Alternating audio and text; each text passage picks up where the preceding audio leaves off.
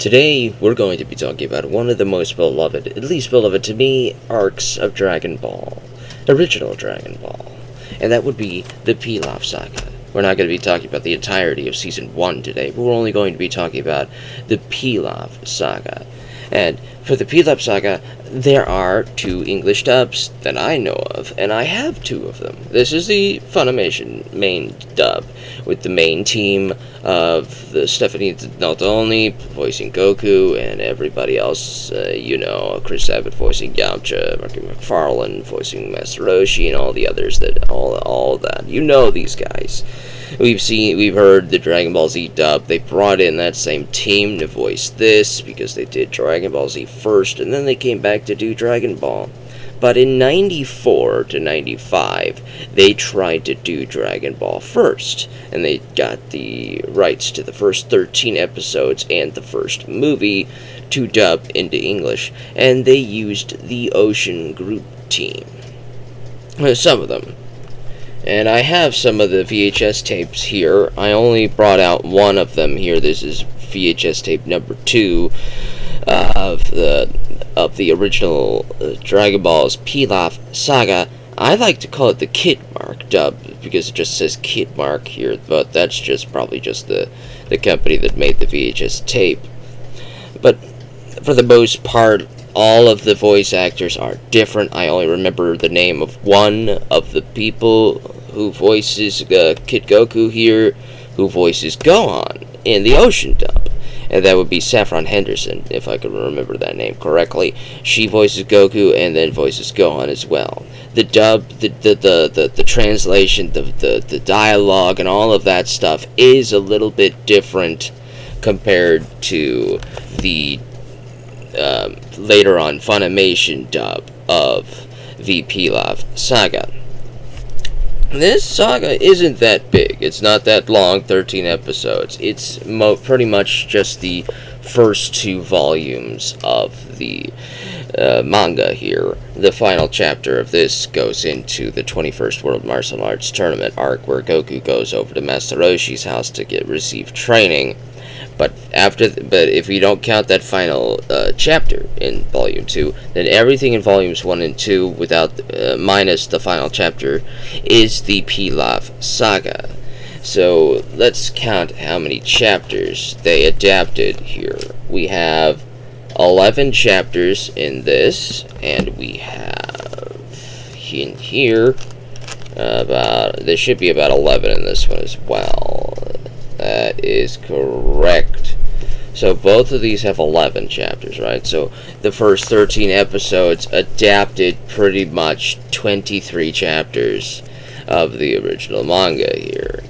Which, that is moving a little fast, probably why the manga was quite a bit ways ahead by the time they started the dub here. Now, a lot of things are shown in the dub that are not in the manga. For example, all throughout the Pilaf arc, Emperor Pilaf and his goons show up pretty much in almost every episode. There's a couple episodes where they don't show up, but they do show up, like they bookend the episode sometimes, and they don't really get directly in contact with Goku and the team until they actually canonically reach Goku and the team in the manga.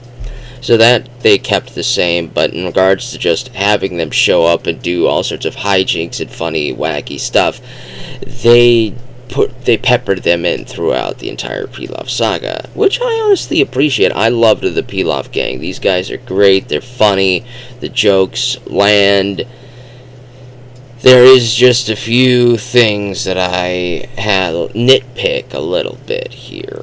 Now, between the 3 dubs here, with the Kid Mark dub, the Funimation dub, and the original Japanese dub, the original Japanese dub is the closest intact because it's the original Japanese dub.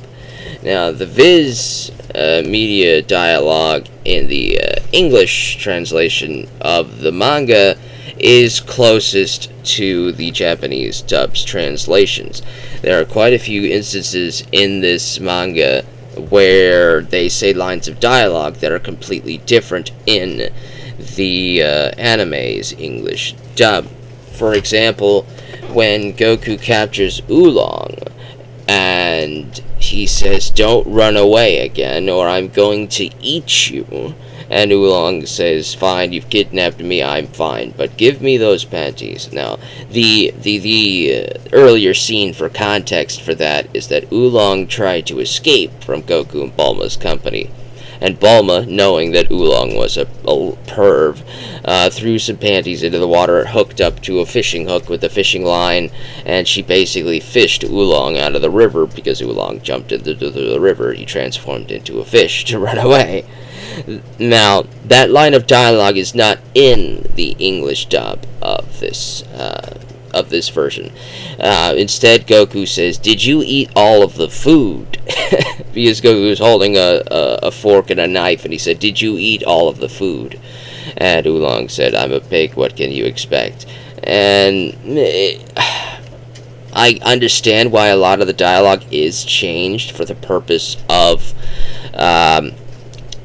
dumbing it down, because as you can see on this VHS tape here, suitable for ages 5 and older. They definitely dumbed down a lot of the adult humor that was peppered throughout this first arc. Mainly stuff regarding the perversions and stuff with Oolong, Master Roshi, Bulma, and all this other stuff. They dumbed it down a bit. Some things they did leave in, funnily enough, and they were very funny jokes. This was a very different time period, you have to understand. The time period that these were in were not exactly the type of time period which might succeed and be popular today, but they were funny. They were not meant to be like weird or anything like that. In fact, if you took some of these scenes in a weird way, they would look at the people would look at you weird for thinking that that's weird, thinking that's all creepy and stuff like that. It's like, why would you even think that type of stuff? Is there something wrong with your head? And because I'm not gonna get into that. I'm not gonna get it. That would take a half hour just to discuss that type of stuff. I'm just gonna keep it to some of the dialogue changes. Another one of the major dialogue changes is they never say the word panties in the English dub. They say underwear. When Oolong, at the end of the Pilaf arc, wishes for panties to stop Emperor Pilaf from wishing for world domination, he says he wants the excellent pair of underwear. Now, we obviously see that panties fall from the sky because Shenron, but he says underwear, obviously. So they did dumb down and they censored quite a bit in the English version. If you put on the Japanese version with the English subtitles, you'll be able to read all of the original dialogue, the rough translations and all that. Most of that would be intact in the manga. A bunch of dialogue lines are ripped directly from the manga right onto the page. And the fact that they adapted 23 chapters into about 13 episodes, they were able to get more direct lines of dialogue ripped directly from the manga into the episode. So there weren't too many splits into filler territory just yet. Now, in later seasons, that's probably going to change. In later arcs, as I should say, that would probably change. If I were to compare the two dubs, I would probably say I really appreciate the Kid Mark dub, Ocean dub team who voiced the original cast for the original Dragon Ball for the Pilaf Saga, mainly because it's what I was exposed to first. I loved these tapes. I've watched and I've rewatched them so many times. In fact, I don't even think this tape is rewound. But I'm a big fan of the Pilaf Saga. I love going back to rereading the original Dragon Ball manga and getting to this arc and reading through it. It's just a simple, wacky adventure with an ensemble cast of Goku, Bulma, Oolong, Yamcha, and Puar. And all 5 of those characters do have a semblance of personality. The weakest character is probably Puar. The jokes might seem a little bit adult or a little bit crass, but that's probably the Dr. Slump influence seeping onto the page, because the manga that Toriyama was working on prior to Dragon Ball was Dr. Slump. That manga put him on the map and made him one of the most bankable mangakas in the entire country. Dr. Slump was that successful. If I remember correctly, episode 4 of Dr. Slump, the anime, in Japan was one of the most watched episodes of anime in the history of Japan in regards to television. Naturally, not too many people watch cable television anymore. A lot of people are streaming episodes now. But before that, during cable television era, the golden age of television, it just goes to show you just how popular Dr. Slump was. It was a juggernaut. It was something that not just the kids liked, but their parents liked as well. It was full of jokes, gags, and humors, and is relatively unknown in the West, which is unfortunate. I would love to see Dr. Slump brought over in full dubbed over completely by maybe the Crunchyroll team, because the Funimation no longer exists. It's now called Crunchyroll. Well, I would love to see that team try to tackle Dr. Slump. But as I was saying, it's mainly the Dr. Slump influence that probably made a bunch of the crass humor in the early era of Dragon Ball, because that's just the mindset that Toriyama was working on. There's so many gags, so many great jokes throughout these first 2 novels of the manga. In one of the stories in this first saga, Goku encounters Boss Carrot. And Boss Carrot is basically a bunny man, and anybody that he touches, he could turn into a carrot. Now, he could turn them back by doing a little dance and clapping his hands, and he turns Bulma into a carrot. And he uses Bulma as a hostage. And Goku gets his ass beaten up, and Oolong runs away, and so Yamcha and Puar have to come in to save Goku and Bulma, because they're trying to do that out of pragmatism, I guess, because if Bulma and Goku go out, nobody can find the rest of the Dragon Balls, even though Yamcha could probably just steal the Dragon Radar from their car. He doesn't know the Dragon Radar exists. He just knows that these guys know how to find the Dragon Balls, so he's going to let them find them, and then he's going to take them after they gather all 7. But eventually, you eventually realize that Yamcha's not as bad of a villain as he originally appeared. And I really liked the way a lot of these gags works. Goku beats up the Carrot Gang. He ties up Boss Carrot and his goons, and he uses his power pole, this little thing here, that it's a mystical little staff that can extend far beyond what it looks right now. And he uses it to go to the moon. And he puts the Carrot Gang to work on the moon to make cookies, marshmallow little cookie things, and if they make enough of them to feed all of the kids of China, Japan, or whatever, then he'll let them come down. It's such a funny little, wacky little story that I can't help but think that that's probably a children's fable somewhere in Japan, and that Toriyama just put that in as a reference. After all, another major reference here is the Journey to the West story. Naturally, Goku is named after Sun Wukong, obviously, and Bulma is reference to Sanyang or whatever the girl, the other one's name is, that captures Wukong, and they go off on the adventure together, Sanzang or something like that. There are a lot of little allusions to that throughout this first arc, which I really appreciated. It is a very, very charming little story that I definitely grew to appreciate. And there's not too much else I could say about it. That's the Pilaf Saga. All of the characters have traits. They have screen time. Goku is obviously the innocent kid. He's the good guy. He's the guy that has no social cues. He's never seen a television. He has no idea what a car is. He's never seen a girl before. There's so many innocent jokes that could be made through Goku that you can't help but laugh about. You can't help but find it almost adorable in a way. That Goku is scared of the television screen. He says there's somebody trapped in there, and it's both funny because you've seen it a lot of times, obviously, but it's very funny. I find it very funny, all of his little things that he has no idea. He has no idea what a bath is. So Bulma has to show him what that is. Bulma ends up being like a surrogate big sister / mother figure to Goku, even though when they first met she shot him in the face.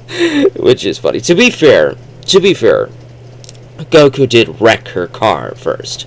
But to be fair, she did hit him with her car first. But to be fair, Goku had never seen a car before and he thought it was a monster.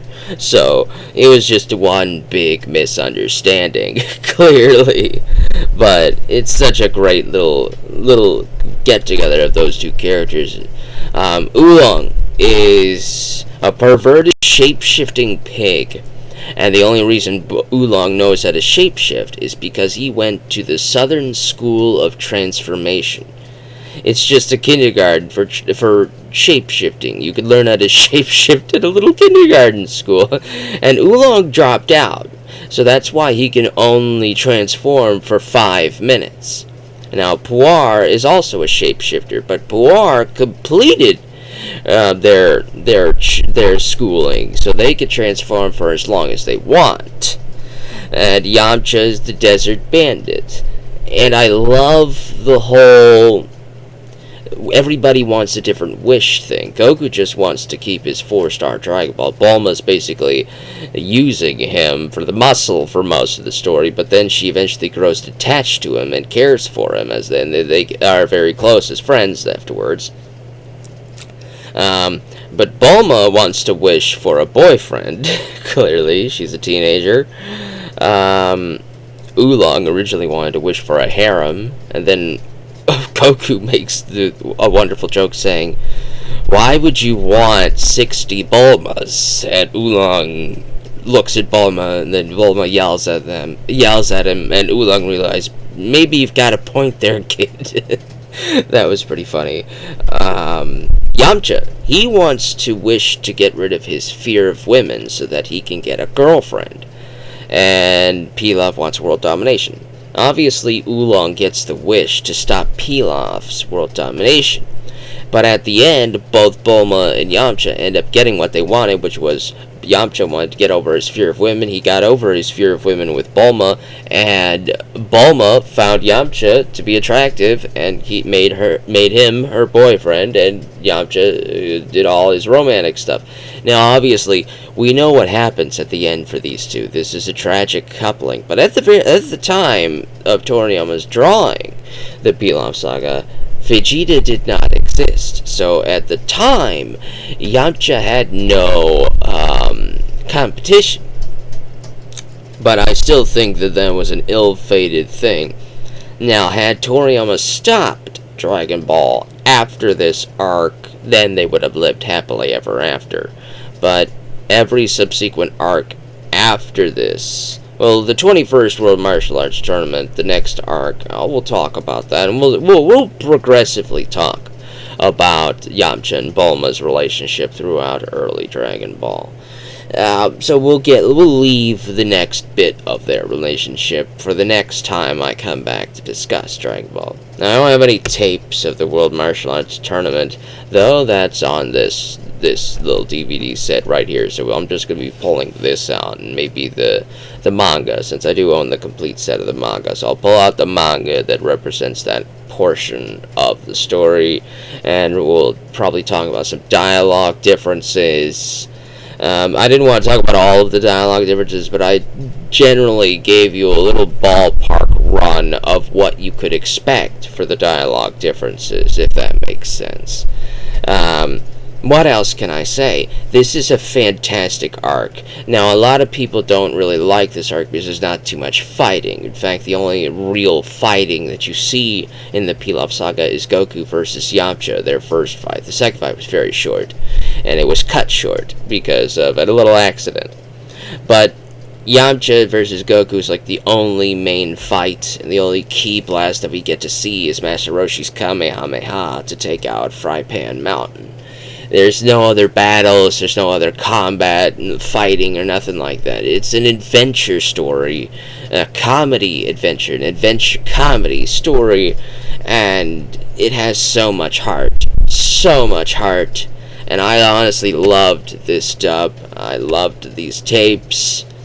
Now, sadly, I don't have the holy grail of Dragon Ball collector's items, the VHS tape of the 1994 dub of original Dragon Ball, where Goku's name was changed to Zero. Yes, his name was Zero.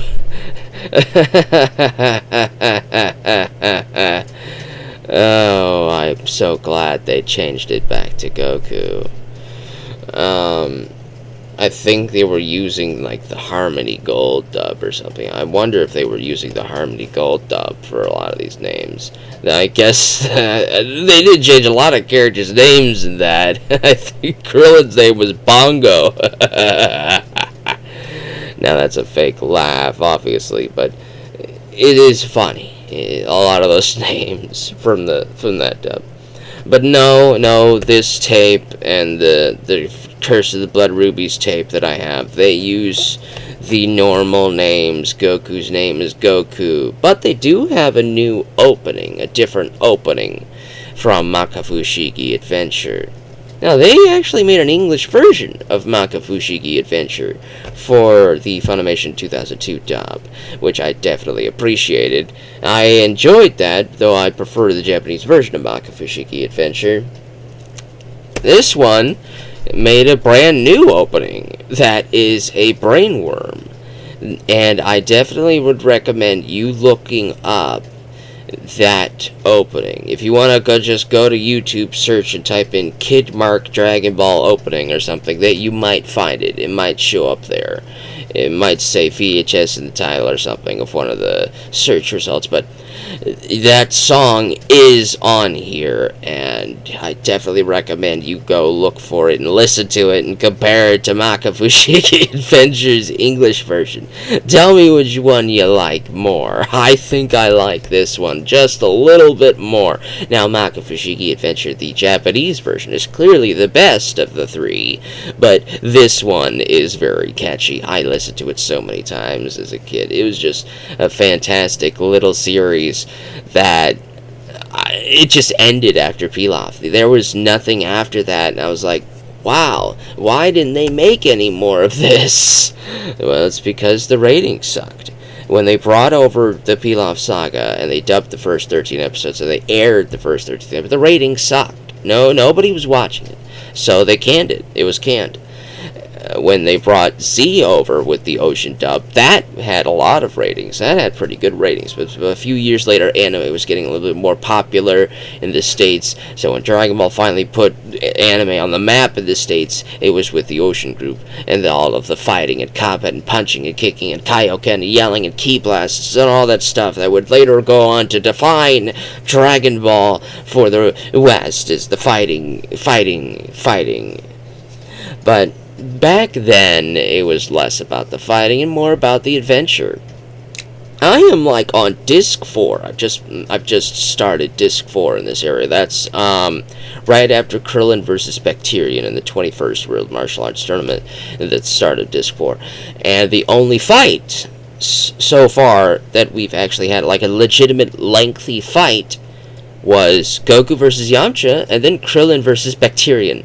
And that is like 20 episodes deep into this, and we finally get to our second fight. Now, naturally, the World Martial Arts Tournament has about 1, 2, 3, 4, 5, 6, 7 big fights, clearly. So we're going to be getting a bunch more.